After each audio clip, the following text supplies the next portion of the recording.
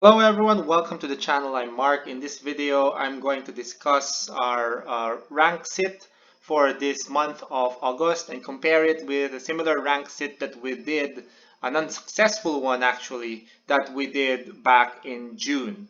So to give you a bit of a background, although I'm sure most of you already know, back in June or a few months before June, the rewards for the ranked ladder in Magic Arena changed such that now instead of everyone in the top 1,200 getting to go to the qualifier weekend for that month, only the top 250 instead of the top 1,200, only the top 250 get this prize. Of course, those from the top 251 down to the top 1,200 do still get 20 play-in points, which they can use in the play-in events prior that's going to happen before the qualifier weekend. All right. So back in June, which we have here, which we have here. So I attempted a rank sit that started 80 hours before the end of the season, 80.21 hours before the end of the season, and I started at rank 97. While for so this is back in June. After June, we had July, but in July, if you recall, there was a mix-up in the rankings at some point. The display was wrong actually, and Wizards actually granted everyone who were in the top 500, I think, about 2 days before the end of the season qualification. So that's why I didn't need to sit rank during that time, and that's why the data during that time is a bit iffy in terms of gauging the actual competitiveness or the level of competition on the ladder. That's why I don't have that here. But in August, things went back to normal. So I started rank sit again, this time at 80 hours before the end of the season and at rank 95.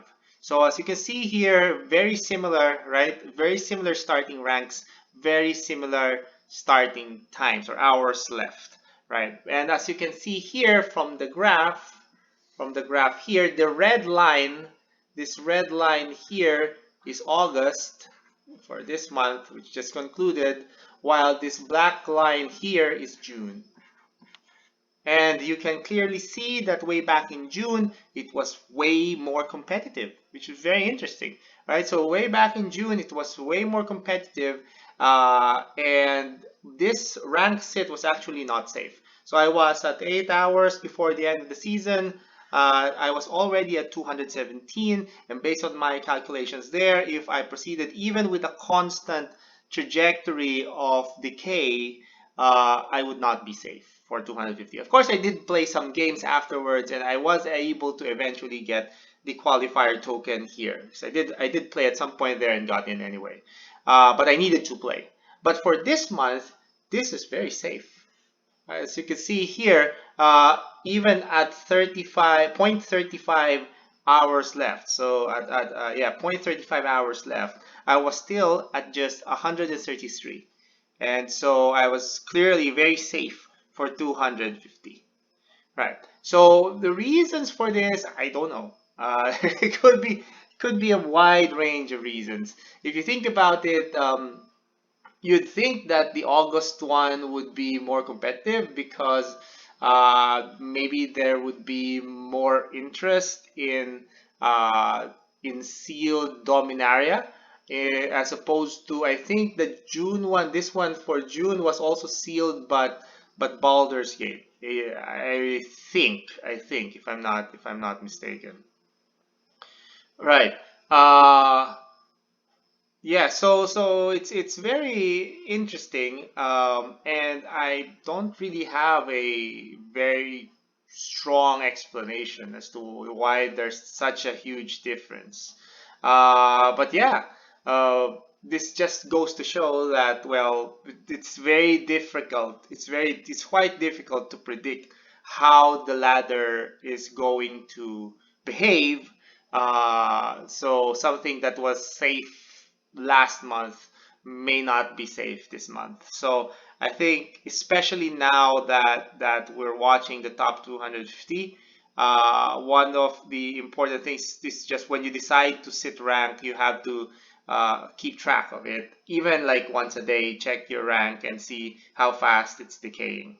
Another thing that could be very helpful is if we have access back to the Mythic ratings that we had access to last July, but unfortunately that, like I said, the mix-up in the ranks in July made that data not very good in terms of trying to represent what happens in the typical month after month.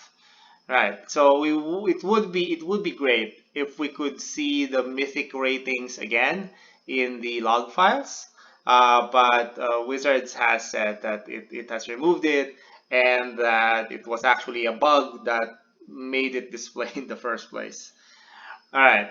So yeah, so I am going to look forward to playing sealed for for the qualifier weekend in September, and I'm actually very proud of my team. There are at least three of us who made the top 250, and several more who made top 1,200.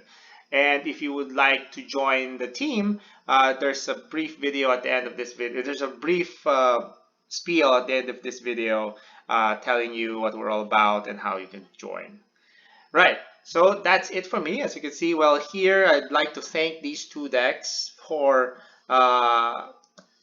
enabling me to get to point this high point here where I did sit my rank. So it's especially Esper mid-range in Alchemy is pretty good in best of one. It's really exceptionally strong.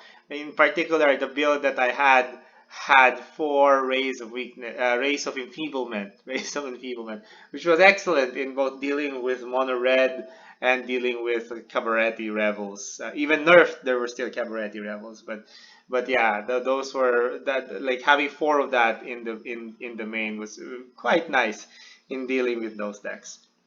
All right, so thank you everyone for watching. I'll see you again next time, and may the shuffler be with you always. Hi, we're the Horde, a Magic Arena amateur team composed of players across all levels of skill and experience. We're not pros and have our own jobs and responsibilities outside the game, but we strive to help each other develop towards excellence in both limited and constructed play.